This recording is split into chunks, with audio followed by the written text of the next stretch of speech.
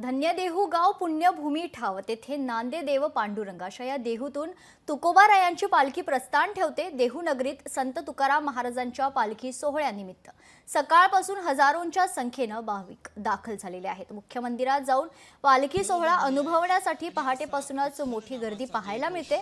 प्रस्थान सोहळ्याला खरं तर मोठी गर्दी भाविकांची आपल्याला पाहायला मिळत आहे। वेगवेगळ्या गावाहून आलेले दिंड्या आणि त्या दिंड्यांचे प्रमुख मंडळी, ज्येष्ठ श्रेष्ठ वारकरी मंडळी, ही सगळी मंडळी भजनानंद घेताना आपल्याला दिसत आहेत। गायनाचे उडे आपुलिया छंदे, मनाचे आवडे आनंदिने। की गायनाचे उडे, एकदा गायनात तल्लीन झालेली ही सगळी वारकरी मंडळी आहेत आणि मग ते गायन सगळ्या अंगभर भिंतं आणि आपोआपच देह दोलायमान होतो आणि मग त्यातून ते नृत्य जन्माला येतं, त्यातून पावली जन्माला येते आणि मग त्या संगीताला ताल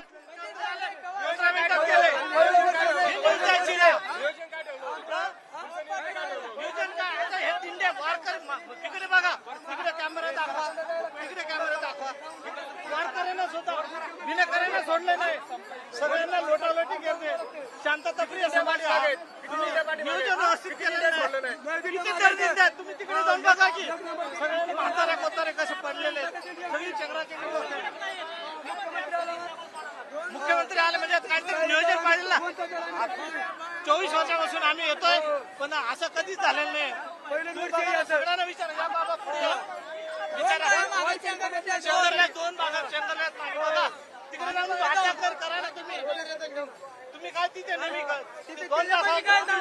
दांडके धरून बसले बघा, इथं किती लोक बोला सांगायचं एबीपी वाला पुढे काय झालं इथं नियोजनच बरोबर नाही, सगळी चिंगराचिंगरी होते। 2 तासापासून लोक भरले आहेत इकडे बाहेर। तर या बाजूला आपण पाहतोय की बराच वेळ या वारकऱ्यांना थांबून ठेवलेलं होतं आणि त्यामुळे हे वारकरी आता कुठेतरी आक्रमक झालेले आहेत।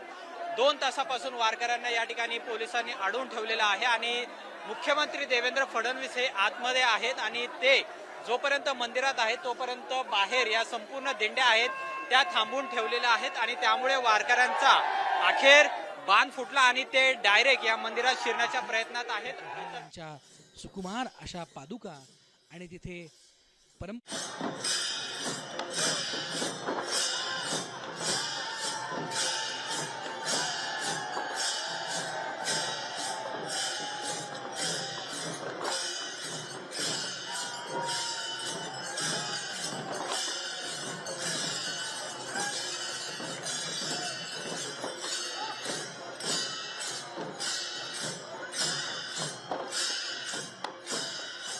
गुरु संत तुकाराम महाराज यांचा 340वा पालखी प्रस्थान सोहळा मोठ्या उत्साहात आणि भक्तिमय वातावरणात संपन्न होतो।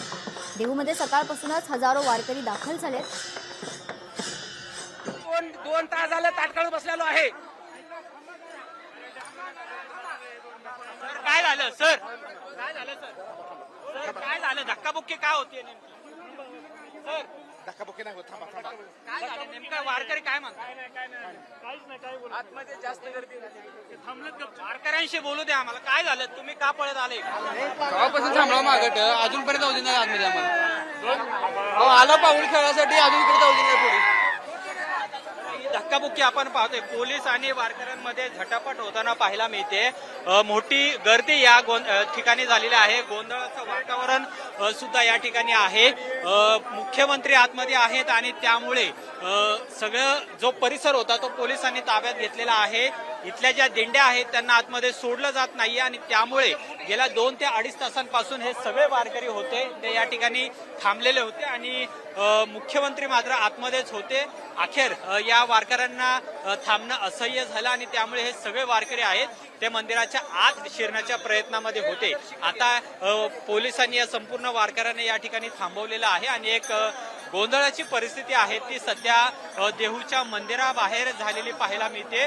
पोलिसांनी या संपूर्ण वारकऱ्यांना या ठिकाणी थांबून ठेवलेलं आहे. आपण बघतोय 2 ते 2.5 तासांपासून हे सगळे वारकरी आहेत ते या ठिकाणी थांबलेले होते, पण अखेर आता वारकरी आत शिरण्याच्या प्रयत्नात असताना पोलिसांनी त्यांना थांबून ठेवलेलं आहे. अशी गोंधळाची परिस्थिती आहे ती निर्माण झालेली आहे. 2:30 वाजता संत तुकाराम महाराज यांच्या पालखीचं प्रस्थान हे या ठिकाणी होणार होतं आणि त्यामुळे ज्या अनेक दिंड्या आहेत त्यांना आतमध्ये सोडलं जाणार होतं, पण मुख्यमंत्री या ठिकाणी आल्यामुळे काहीशी परिस्थिती आहे.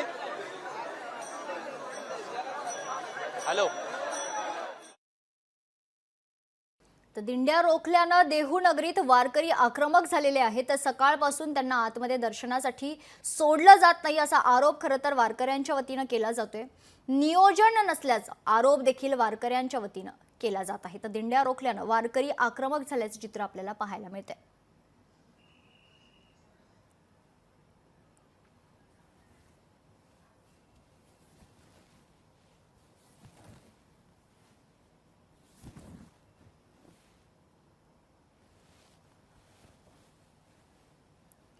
तर एकीकडे मुख्यमंत्री देवेंद्र फडणवीस यांच्या हस्ते विधिवत पूजा संपन्न झाली आहे, पादुका पूजन संपन्न झाले. तर दुसरीकडे मंदिराच्या बाहेर जर आपण पाहिलं तर वारकऱ्यांमध्ये एक वेगळा संताप पाहायला मिळते. दिंड्या रोखल्यानं खरं तर वारकरी संप्रदाय आक्रमक झालेले आहेत. या संदर्भात सविस्तर माहिती जाणून घेऊयात. आमचे प्रतिनिधी अमोल धर्माधिकारी आपल्यासोबत जोडले गेले आहेत. अमोल, काय सविस्तर माहिती? आता दिंड्या रोखल्यानं खरं तर वारकरी आक्रमक झाल्याचं चित्र पाहायला मिळतं. अमोल, माझा आवाज येतो?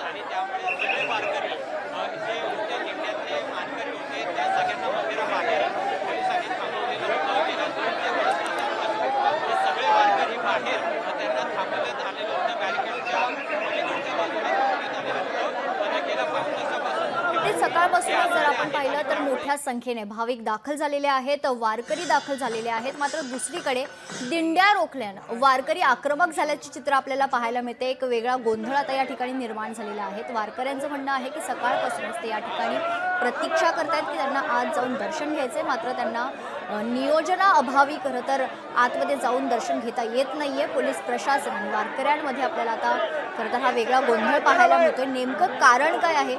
खरं तर वारकरी यांच्यासोबत बोलण्याचा आपण प्रयत्न देखील करतोय. मात्र 2.5 तासांपासून वारकऱ्यांना रोखण्यात आलेलं आहे आणि रोखल्यामुळे वारकरी आता खरं तर नाराज झालेले आहेत, आक्रमक झालेले आहेत. एकीकडे मुख्यमंत्री देवेंद्र फडणवीस यांच्या हस्ते विधिवत पूजा संपन्न झाली आहे, तर दुसरीकडे मंदिराच्या बाहेर वारकऱ्यांमध्ये वेगळा संताप पाहायला मिळतो.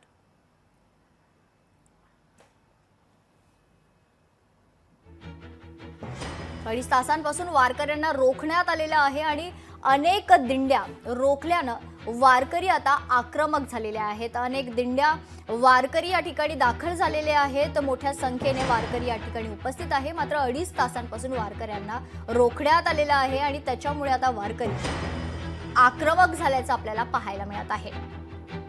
तर पोलीस प्रशासनाच्या वतीने वारकऱ्यांची समजूत काढण्याचा देखील प्रयत्न सुरू आहे.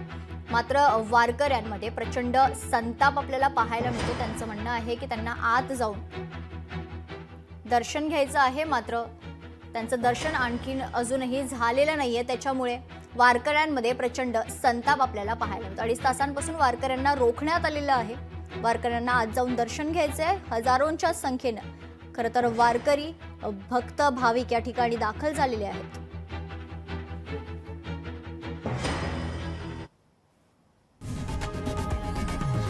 लोकशाही मराठी ऐका, पहा, जागरूक रहा.